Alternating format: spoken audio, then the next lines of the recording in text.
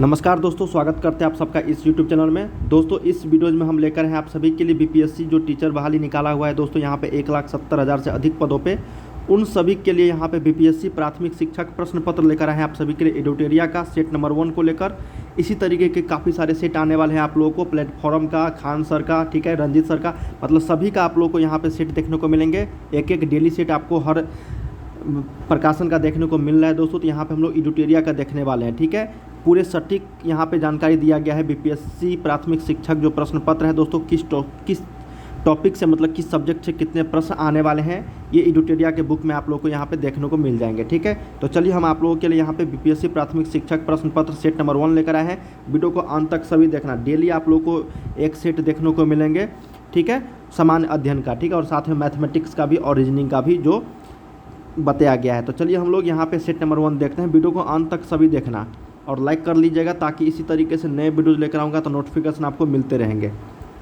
और वीडियो के डिस्क्रिप्शन में इस पीडीएफ का लिंक भी दे दूंगा, वहाँ से भी आप लोग इसको डाउनलोड करके आप प्रैक्टिस सेट कर सकते हो। तो चलिए हम लोग बिना किसी देरी के स्टार्ट करते हैं। पहला सेट एडिटोरिया का। पहला प्रश्न देखिए क्या कहा गया। यहाँ पे कहा गया है कि मानव उपयोग में लाई गई पहली धातु कौन सी थी। देखिए काफ़ी इंपॉर्टेंट प्रश्न है। मानव उपयोग में, ठीक है ना, ये हड़प्पा सभ्यता की ओर बात नहीं कर रहा है। कहा गया कि मानव उपयोग में लाई गई पहली धातु कौन सी थी। लोहा, टीन, कांसा या फिर तांबा। तो देखिए सबसे पहले यहाँ पे जो मनुष्य द्वारा मानव उपयोग में लाई गई जो धातु थी वो था तांबा। क्या था? तांबा।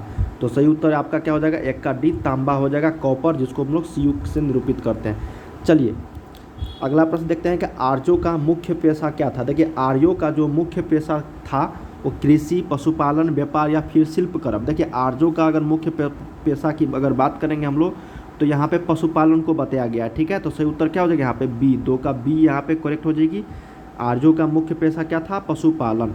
चलिए थर्ड नंबर प्रश्न देखते हैं। देखिए एक एक प्रश्न आप लोगों को यहाँ पे बताया जा रहा है जो बीपीएससी यहाँ पे एडिटोरिया के द्वारा निकाला गया है सेट।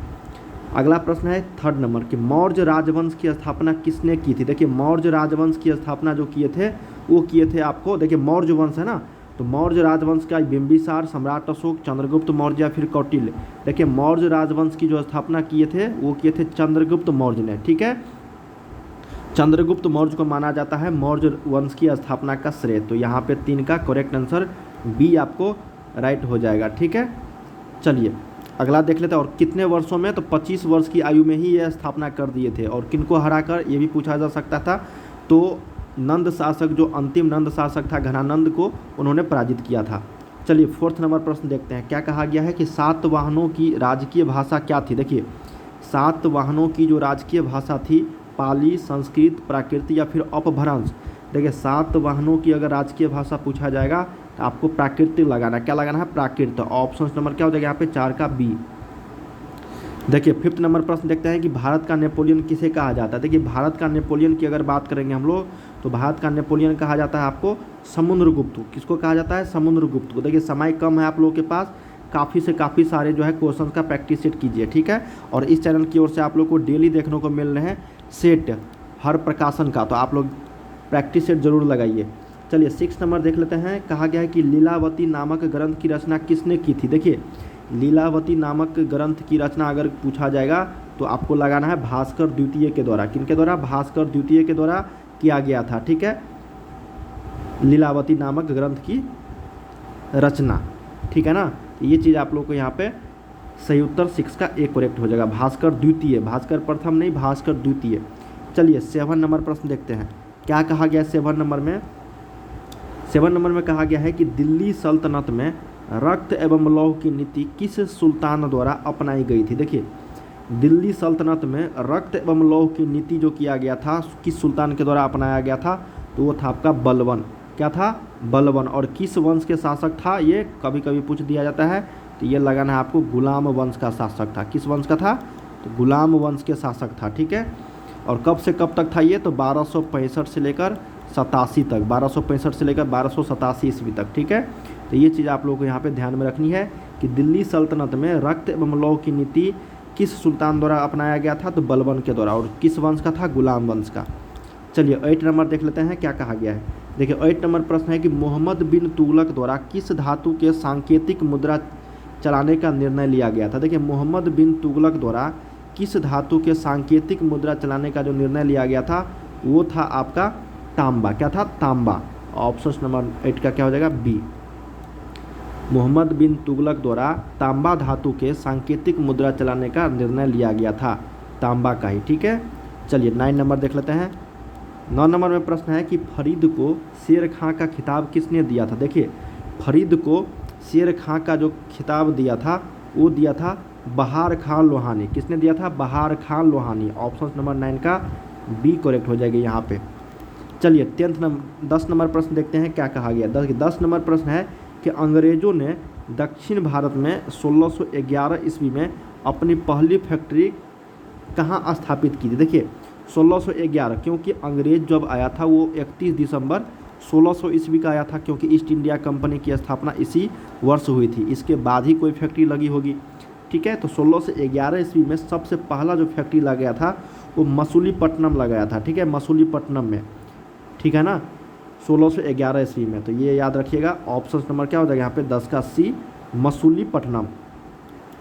चलिए 11 नंबर प्रश्न देखते हैं क्या कहा गया। देखिए 11 नंबर प्रश्न है कि लॉर्ड डलहौजी ने अवध के किस नवाब पर कुशासन का आरोप लगाकर 1856 ईस्वी में अवध राज्य को हड़प लिया? देखिए काफ़ी शानदार प्रश्न है। क्या कहा गया है कि लॉर्ड डलहौजी ने अवध के किस नवाब पर कुशासन का आरोप लगाकर 1856 ईस्वी में अवध राज्य को हड़प लिया था? वो थे दोस्तों आपका वाजिद अली। क्या था? वाजिद अली पर जो नवाब था अवध का, उस पर कुशासन का आरोप लगा दिया अंग्रेज जो उस समय के थे वायसराय लॉर्ड डलहौजी। 1856 ईस्वी में अवध राज को हड़प लिया। ठीक है, तो यहाँ पे 11 का सी सही उत्तर हो गया। 12 नंबर देखते हैं कि रैयतवारी बंदोबस्त के जनक थे। देखिए रैयतवारी बंदोबस्त के जनक अगर पूछा जाएगा तो आपको लगाना है मुनरो एवं रीड। क्या था? मुनरो एवं रीड। तो 12 का सही उत्तर क्या हो जाएगा? आपका सी हो जाएगा, मुनरो एवं रीड। 13 नंबर प्रश्न देखते हैं। कहा गया कि 10 मई 1857 ईस्वी को विद्रोह का आरंभ कहाँ से हुआ था? देखिए 10 मई 1857 ईस्वी को जो भारतीय राष्ट्रीय आंदोलन हुआ था 1857 ईस्वी का पहला विद्रोह, उसका आरंभ कहाँ से हुआ था? बैरकपुर, कानपुर, मेरठ या फिर वेलूर? देखिए मेरठ से स्टार्ट हुआ था। कहाँ से हुआ था? मेरठ से। ऑप्शन नंबर क्या हो जाएगा यहाँ पे? 13 का बी। ठीक है, अगला 14 नंबर प्रश्न है कि इंडियन सिविल सर्विस की परीक्षा उत्तीर्ण करने वाले पहले भारतीय कौन थे? देखिए इंडियन सिविल सर्विस की परीक्षा, ठीक है, उत्तीर्ण करने वाले पहले भारतीय का नाम क्या था? सुभाष चंद्र बोस, सुरेंद्र नाथ बनर्जी, सत्येंद्र नाथ ठाकुर या फिर अरविंद घोष? तो ये था आपका सत्येंद्र नाथ ठाकुर। क्या था? सत्येंद्र नाथ ठाकुर। तो 14 का आपका बी यहाँ पे करेक्ट हो जाएगा। और कितने ईस्वी में ये पहला उत्तीर्ण करने वाले पहले भारतीय थे? तो ये भी पूछा जा सकता है, तो आपको 1863 ईस्वी लगाना है। ठीक है, 1863 ईस्वी में भारतीय जो थे वो Satyendra Nath Thakur Indian civil service की परीक्षा उत्तीर्ण करने वाले पहले भारतीय थे। ठीक है, और ये किनके बड़े भाई थे? आरवी टैगोर के, रविंद्रनाथ ठाकुर के। ठीक है, सत्येंद्र नाथ ठाकुर किसके थे भाई? रविंद्रनाथ ठाकुर के बड़े भाई थे। ठीक है, चलिए अगला प्रश्न काफ़ी सिंपल प्रश्न है कि चंपारण सत्याग्रह किस वर्ष हुआ था? देखिए चंपारण सत्याग्रह जो हुआ था 1917 ईस्वी में हुआ था। किसके नेतृत्व में हुआ था? तो महात्मा गांधी के नेतृत्व में। ठीक है, एमजी महात्मा गांधी के नेतृत्व में हुआ था 1917 में। कहाँ पे? तो बिहार के चंपारण में। अगला, गांधी जी ने अपना राजनीतिक गुरु किसे मानते थे? देखिए गांधी जी जो है अपना राजनीतिक गुरु जो मानते थे वो मानते थे गोपाल कृष्ण गोखले को, जो कांग्रेस के उदारवादी विचारधारी के नेता थे। ठीक है, जो कांग्रेस के उदारवादी विचारधारा के नेता थे गोपाल कृष्ण गोखले, उनको अपना राजनीतिक गुरु मानते थे। कौन? महात्मा गांधी जी। ठीक है, तो 16 का सही उत्तर बी। अगला, चौरी चौरा कांड कब हुआ था? देखिए चौरी चौरा कांड 1922 ईस्वी को तो पता था सबको, लेकिन यहाँ पे डेट के साथ पूछ दिया गया है। देखिए चौरी चौरा जो कांड हुआ था वो 4 फरवरी 1922 को हुआ था। ऑप्शन नंबर आपको 17 का क्या हो गया? 20। और ये किस जिला में है चौरी चौरा? तो यह है गोरखपुर, उत्तर प्रदेश के गोरखपुर जिले में। ठीक है, और ये 4 फरवरी 1922 को हुआ था। अगला है कि भारतीय राष्ट्रीय कांग्रेस की स्थापना के समय भारत का वायसराय कौन था? देखिए, भारतीय राष्ट्रीय कांग्रेस की स्थापना के समय भारत का जो वायसराय था वो था आपका लॉर्ड डफरिन। कौन थे? Lord Dufferin.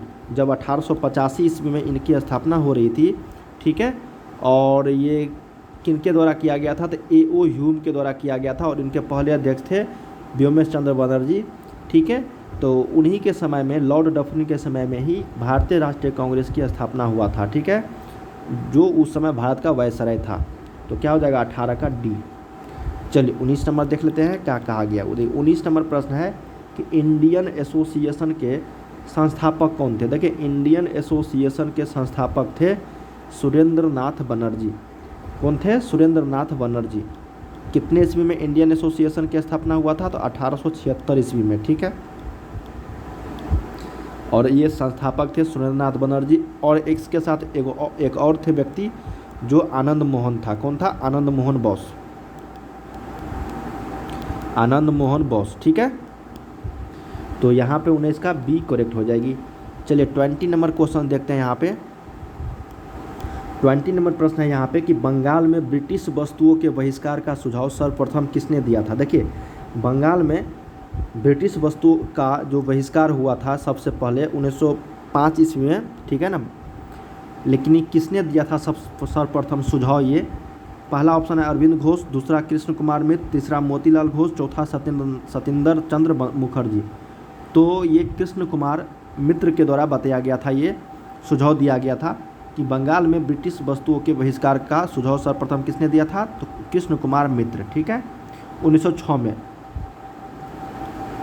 चलिए अगला प्रश्न देखते हैं। कहा गया है कि अखिल भारतीय मुस्लिम लीग की स्थापना किस वर्ष हुई थी? देखिए, बंगाल विभाजन हुआ था 1905 ईस्वी में, उसके बाद ही यहाँ पे अखिल भारतीय मुस्लिम लीग की जो स्थापना की मांग की गई थी वो 30 दिसंबर 1906 ईस्वी को, ठीक है। 30 दिसंबर कितने ईस्वी को? तो 1906 ईस्वी को ये मांग उठा था। तो सही उत्तर क्या हो जाएगा? 21 का ए। अगला है 22 नंबर कि निम्नलिखित में से किसने मित्र मेला संघ को शुरू किया था? देखिए, मित्र मेला संघ को जो शुरू किया था उनका नाम था आपका विनायम दामोदर सावरकर, है ना, जिसको हम लोग वीडी सावरकर बोलते हैं। तो यहाँ पे क्या हो जाएगा? 22 का बी करेक्ट हो जाएगी। वीडी सावरकर, विनायम दामोदर सावरकर, किसने मित्र मेला संघ को शुरू किया था, ठीक है। और ये कब से स्टार्ट हुआ था ये मित्र मेला? तो 1899 ईस्वी से, ठीक है, शुरू किया था।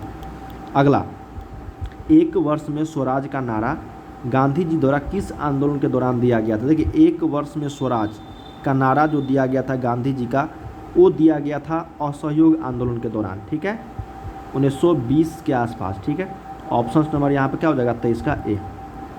24, भारत विभाजन के समय कांग्रेस अध्यक्ष कौन थे? बहुत ही शानदार प्रश्न है ये। देखिए, भारत विभाजन जब 1947 में भारत का विभाजन हो रहा था, भारत और पाकिस्तान का, उस समय के अध्यक्ष पूछा गया है कांग्रेस के कौन थे? राजेंद्र प्रसाद, जे बी कृपलानी, मौलाना अबुल कलाम आज़ाद या फिर सी राजगोपालचारी। देखिए, भारत विभाजन के समय जो अध्यक्ष थे वो थे जे बी कृपलानी। कौन थे? J B Kripalani. तो ऑप्शन नंबर 24 का बी करेक्ट हो जाएगी। 25, 1946 में भारत आय कैबिनेट मिशन का नेतृत्व किसने किया था? देखिए, 1946 में ब्रिटिश के द्वारा यहाँ पे कैबिनेट मिशन का नेतृत्व किया गया था।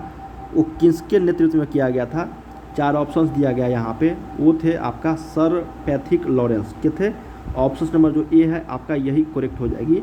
1946 में भारत आय कैबिनेट मिशन का नेतृत्व जो किया था वो सर पैथिक लॉरेंस ने किया था। तो 25 का सही उत्तर ए के साथ चलेंगे। चलिए 26 नंबर देखते हैं क्या कहा गया है। कहा गया कि भारत छोड़ो आंदोलन का प्रस्ताव पारित होने के बाद गांधी जी को गिरफ्तार करके कहाँ रखा गया था? काफ़ी शानदार प्रश्न है। भारत छोड़ो आंदोलन जब 1942 में हुआ था महात्मा गांधी जी के नेतृत्व में, तो भारत के कई बड़े बड़े नेताओं को अंग्रेज के द्वारा जेल में बंद किया गया, ठीक है। तो उस समय महात्मा गांधी को भी जेल में बंद कर दिया गया था। तो किस जेल में बंद किया गया था, यही क्वेश्चन है। तो ये किया गया था आगा खां पैलेस में। कहाँ किया गया था? आगा खां पैलेस में। तो ऑप्शन नंबर 26 का डी करेक्ट हो जाएगी। 27, कहा गया है कि गांधी जी द्वारा व्यक्तिगत सत्याग्रह के तहत प्रथम सत्याग्रही किसे चुना गया था? काफ़ी इम्पोर्टेंट प्रश्न है ये भी कि गांधी जी द्वारा व्यक्तिगत सत्याग्रह के तहत प्रथम सत्याग्रही किसे चुना गया था? तो ये चुना गया था आपका विनोबा भावे को। ऑप्शन नंबर क्या हो जाएगा? 27 का डी विनोबा भावे। चलिए 28 नंबर देख लेते हैं क्या कहा गया है कि मुस्लिम लीग द्वारा किस वर्ष पाकिस्तान की स्थापना संबंधी मांग का प्रस्ताव पेश किया गया था। देखिए मुस्लिम लीग द्वारा किस वर्ष पाकिस्तान की स्थापना संबंधी मांग का जो प्रस्ताव पेश किया गया था उसका ईस्वी बताना है। देखिए सबको पता है मोहम्मद अली जिन्ना के द्वारा ये मांग किया गया था, तो वो कब किया गया था, तो 1940 ईस्वी में। ठीक है, कहाँ से, तो लाहौर से। ऑप्शन नंबर क्या हो जाएगा यहाँ पे 28 का सी करेक्ट हो जाएगी 1940। ठीक है, मोहम्मद अली जिन्ना की अध्यक्षता में 23 मार्च 1940 को लाहौर में संपन्न मुस्लिम लीग के अधिवेशन में एक स्वतंत्र और संप्रभु मुस्लिम राष्ट्र पाकिस्तान की मांग को औपचारिक रूप से प्रस्तुत की गई थी। तो ये चीज़ आपको ध्यान में रखनी है कि मोहम्मद अली जिन्ना के द्वारा ही मांग किया गया था। 29 नंबर, निम्नलिखित में से किसने सांप्रदायिक अधिनियम घोषित किया था। देखिए सांप्रदायिक अधिनियम जो घोषित किए थे उसका नाम था रैमजे मैकडोनाल्ड। क्या था, रैमजे मैकडोनाल्ड। ठीक है, रैमजे मैकडोनाल्ड कौन थे, तो इंग्लैंड के प्रधानमंत्री थे। कितने ईस्वी में, तो 1932 ईस्वी के आसपास। ठीक है, जिसे सांप्रदायिक अधिनियम घोषित किया था वो कौन थे, रैमजे मैकडोनाल्ड, जो इंग्लैंड के प्रधानमंत्री थे। अगला है 30 नंबर, क्या कहा गया, देखो 1928 में नेहरू रिपोर्ट किसने तैयार की थी।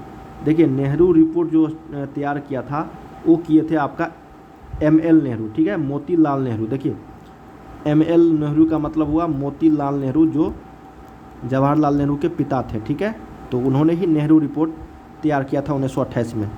अगला प्रश्न, कहा गया है कि वर्ष 1919 में अखिल भारतीय खिलाफत सम्मेलन का अध्यक्ष किसे चुना गया था। देखिए वर्ष 1919 में अखिल भारतीय खिलाफत सम्मेलन का अध्यक्ष जो चुना गया था वो चुना गया था महात्मा गांधी को। किसको, तो महात्मा गांधी को। तो 31 का बी करेक्ट हो जाएगी। 32 नंबर देखते हैं यहाँ पे, कहा गया है कि निम्नलिखित में से कौन भारत का एकमात्र यहूदी वायसराय था। देखिए भारत का एकमात्र यहूदी वायसराय जो था वो था लॉर्ड रीडिंग। कौन थे, लॉर्ड रीडिंग। ऑप्शन नंबर 32 का डी। एकमात्र यहूदी वायसराय कौन थे, तो लॉर्ड रीडिंग थे। 33 नंबर देखते हैं क्या कहा गया है। कहा गया है कि 17वां प्रवासी भारतीय दिवस समारोह का आयोजन कहाँ किया गया। देखिए 17वां प्रवासी भारतीय दिवस समारोह का आयोजन जो किया गया वो किया गया था आपका इंदौर में। कहाँ पे, इंदौर में। तो ऑप्शन नंबर 33 का सी करेक्ट हो जाएगा। 17वां प्रवासी भारतीय दिवस समारोह का आयोजन कब किया गया था, तो ये 2023 में किया गया था। और ये भारत के सबसे स्वच्छ शहर जो मध्य प्रदेश में है, इंदौर। चलिए अगला देख लेते हैं कि भारत के पहले और विश्व के दूसरे इन्फेंट्री रिसर्च सेंटर और संग्रहालय का उद्घाटन किया गया कहाँ पे। देखिए क्या प्रश्न है कि भारत के पहले और विश्व के दूसरे इन्फेंट्री रिसर्च सेंटर और संग्रहालय का उद्घाटन किस राज्य में किया गया है। ये किया गया है आपका मध्य प्रदेश में। कहाँ पे, मध्य प्रदेश में। और कौन से ज़िले में, तो महू छावनी में, सॉरी इंदौर ज़िले में। ठीक है, इंदौर ज़िले के महू छावनी में दिसंबर 2022 में यह स्थापना उद्घाटन किया गया। ठीक है, तो याद रखिएगा Madhya Pradesh. 35 the light we carry पुस्तक के लेखक कौन है। देखिए द लाइट वी कैरी पुस्तक के जो लेखक है वो है मिशेल ओबामा। कौन है, मिशेल ओबामा। ठीक है, अगर वसीम अकरम के बारे में पूछा जाए तो सुल्तान ऑफ मेमोर इसका किताब का पुस्तक का नाम है। और जेफरी आर्चर अगर पूछा जाए तो नेक्स्ट इन लाइन, देखिए इसका है नेक्स्ट इन लाइन। ठीक है, और सुधा मूर्ति का अगर पूछा जाएगा आप लोगों से तो यहाँ पे आप लोगों को नेक्स्ट है यहाँ पे 36 नंबर की शरत कमल अंचत को मेजर ध्यानचंद खेल रत्न पुरस्कार 2022 से सम्मानित किया गया है। यह सम्मान उन्हें किस खेल में असाधारण उपलब्धियों के लिए प्रदान किया गया है। देखिए प्रश्न है कि शरत कमल अंचत को मेजर ध्यानचंद खेल रत्न पुरस्कार 2022 से सम्मानित किया गया, तो किस खेल में असाधारण उपलब्धियों के लिए प्रदान किया गया था। वो था आपका टेबल टेनिस। क्या था, टेबल टेनिस। तो 36 का बी करेक्ट हो जाएगा, टेबल टेनिस। ठीक है, और टेबल टेनिस के दिग्गज खिलाड़ी हैं कौन, तो शरत कमल अंचत। ठीक है, उन्हीं को मेजर ध्यानचंद पुरस्कार 2022 से सम्मानित किया गया है। सर्वोच्च खेल पुरस्कार है ये। अगला है यहाँ पे कि प्रधानमंत्री नरेंद्र मोदी द्वारा नवंबर 2022 को डोनई पोलो ग्रीनफील्ड हवाई अड्डे का उद्घाटन किया गया। यह हवाई अड्डा किस राज्य में है? ठीक है, तो ये हवाई अड्डा है आपका अरुणाचल प्रदेश में। 37 का सी, ये करंट अफेयर्स का क्वेश्चन है। अगला है 38 नंबर कि किस राज्य में भारत उज्बेकिस्तान द्विवार्षिक सैन्य अभ्यास डस्टलिक 2023 का आयोजन किया गया है? तो उस राज्य का नाम है यहाँ पे उत्तराखंड। क्या है? उत्तराखंड। ऑप्शन नंबर 38 का डी करेक्ट हो जाएगी, उत्तराखंड। 39 नंबर है कि मुख्यमंत्री आवास भूमि अधिकार योजना किस राज्य में शुरू की गई है? तो इस योजना की जो शुरुआत की गई वो मध्य प्रदेश में की गई है, जो मुख्यमंत्री शिवराज सिंह चौहान जी के द्वारा की गई है। 39 का डी। अगला है कि मार्च 2023 में सरस्वती सम्मान 2023 से किसे सम्मानित किया गया है? तो उसका नाम है शिव शंकरी। क्या नाम है? शिव शंकरी। तो 40 का सही उत्तर क्या हो जाएगा? ए, शिव शंकरी। अगला है यहाँ पे कि किस ऑपरेशन के तहत भारत ने भूकंप प्रभावित देश तुर्की और सीरिया को मानवीय सहायता प्रदान की थी? कुछ समय पहले जो तुर्की और सीरिया में है काफ़ी बड़ा भूकंप यहाँ पे हुआ था, और ये किस ऑपरेशन के तहत भारत ने उनकी मदद किया था? वो किया था ऑपरेशन दोस्त के तहत। किसके तहत? ऑपरेशन दोस्त के तहत। तो 41 का करेक्ट हो जाएगा ए। चलिए 42 नंबर देखते हैं। कहा गया है कि भारत का पहला निजी रूप से विकसित रॉकेट का नाम क्या है? तो उसका नाम है विक्रम एस। क्या नाम है? विक्रम एस। तो 42 का सही उत्तर क्या हो जाएगा? बी। चलिए 43 नंबर देखते हैं कि आइसोहेलाइन किनको जोड़ने वाली रेखाएं हैं? देखिए आइसोहेलाइन जो है वो जोड़ने वाली रेखाएं है समान लवणता के। किसको? समान लवणता को। तो ऑप्शन नंबर क्या हो जाएगा यहाँ पे? 43 का डी करेक्ट हो जाएगी। अगला प्रश्न है यहाँ पे कि क्षुद्र ग्रह किन दो ग्रहों के बीच पाए जाते हैं? देखिए क्षुद्र ग्रह जो है ये दो ग्रहों के बीच पाए जाते हैं। उसका नाम है मंगल और बृहस्पति। तो मंगल और बृहस्पति के बीच कौन से ग्रह पाए जाते हैं? तो क्षुद्र ग्रह पाए जाते हैं। ये चीज़ आपको ध्यान रखना है, ठीक है। और कौन ऐसा क्षुद्र ग्रह है जिसको हम लोग नंगी आंखों से देख सकते हैं? उसका नाम है फोरवेस्टा। क्या नाम है? फोरवेस्टा। ये भी चीज़ कभी कभी पूछ दिया जाएगा। फोरवेस्टा जो है जिस ऐसा क्षुद्र ग्रह है जिनको हम लोग नंगी आंखों से देख सकते हैं। अगला कहा गया कि फेडरेशन कप का संबंध किस खेल से है? देखिए फेडरेशन कप का संबंध जो है वो फुटबॉल से है, ठीक है। किससे है? फुटबॉल से। उसके बाद और मैं आपको दो चीज़ बता दूं। एक होता है संतोष ट्रॉफी, एक होता है डीसीएम कप, डीसीएम ट्रॉफी। ये भी आपका क्या है? फुटबॉल से ही संबंधित है, ठीक है। अगला कहा गया कि ओणम मुख्य रूप से किस राज्य में मनाया जाने वाला कृषि फसल उत्सव है? देखिए ओणम, तो ओणम जो है वो केरल राज्य में मनाया जाता है। ऑप्शन नंबर 46 का क्या हो जाएगा? सी करेक्ट हो जाएगी। चलिए 47 नंबर देखते हैं। क्या कहा गया कि पड़ोसी देश भूटान के साथ कितने भारतीय राज्य सीमा साझा करते हैं? देखिए पड़ोसी देश भूटान के साथ भारतीय जो राज्य है वो सिक्किम तो सबसे पहले करते हैं, उसके बाद आपको अरुणाचल प्रदेश भी करता है, उसके बाद असम करता है, उसके बाद पश्चिम बंगाल। मतलब टोटल 4 राज्य जो है वो भूटान के साथ साझा करता है अपना सीमा, ठीक है। कौन कौन है? असम है, सिक्किम है, पश्चिम बंगाल है और साथ में आपको अरुणाचल प्रदेश है, ठीक है। ये 4 राज्य जो है भूटान के साथ साझा करता है। अगला 48 नंबर क्या कहा गया है कि निम्नलिखित में से कौन ग्रीन हाउस गैस का उदाहरण नहीं है? देखिए ग्रीन हाउस गैस का उदाहरण नहीं है यहाँ पे पूछा गया है, वह है आपका यहाँ पे नाइट्रिक ऑक्साइड। क्या है? नाइट्रिक ऑक्साइड जो ग्रीन हाउस गैस का उदाहरण नहीं है। तो ग्रीन हाउस गैस का उदाहरण कौन कौन से हैं? देखिए नाइट्रिक ऑक्साइड न होकर नाइट्रस ऑक्साइड अगर रहता तो ये हो जाता, ठीक है। जलवाष्प है, कार्बन डाइऑक्साइड है, क्लोरोफ्लोरोकार्बन है आपका, उसका नाइट्रस ऑक्साइड है। ये सारे क्या है? आपका ग्रीन हाउस गैस है, ठीक है, लेकिन नाइट्रिक ऑक्साइड नहीं है। अगला 49 नंबर है आपका कि निम्नलिखित में से किस शहर को जापान का पीटर्सबर्ग कहा जाता है। देखिए, जापान का पीटर्सबर्ग जो कहा जाता है उस शहर का नाम है यवाटा। क्या है? यवाटा। ऑप्शन नंबर क्या हो जाएगा? 49 का सी। यवाटा जो है एक जापान का यहाँ पे शहर है जिसको जापान का पीटर्सबर्ग कहा जाता है। और ओसाका को, जो ये ओसाका है जो है, उसको जापान का मैनचेस्टर के नाम से जाना जाता है। ठीक है। और नागोया को कहा जाता है जापान का डेट्रॉइट।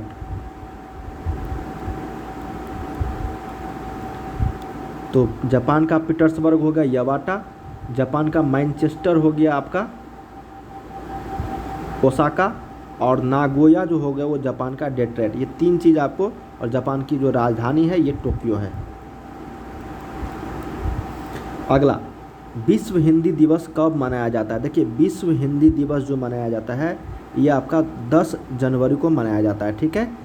तो देखिए, विश्व हिंदी दिवस जो है वो 10 जनवरी को मनाया जाता है। तो हम लोगों ने यहाँ पे टोटल 1 से लेकर 50 तक क्वेश्चंस किए हैं। इसी का हम लोग आगे के क्वेश्चंस करेंगे 51 से लेकर 100 तक। इसी का पार्ट 2 आने वाला है। तो जितने भी छात्र नए हैं चैनल पे, चैनल को सब्सक्राइब कर लीजिएगा। मैं आपको फिर से बता दूं, आपको यहाँ पे एडुटेरिया का जितने भी प्रैक्टिस सेट है बीपीएससी टीचर बहाली का, वो सारे हम लोग करेंगे। बिहार स्पेशल करेंगे, करंट अफेयर्स करेंगे, और साथ में प्लेटफॉर्म हो गया, खान सर का हो गया। ठीक है। सभी का यहाँ पे प्रकाशन का मैं आप लोग को देते रहूँगा यहाँ पे मॉडल सेट। तो चलिए हम लोग अगले वीडियो में मिलते हैं। बाय बाय सभी को।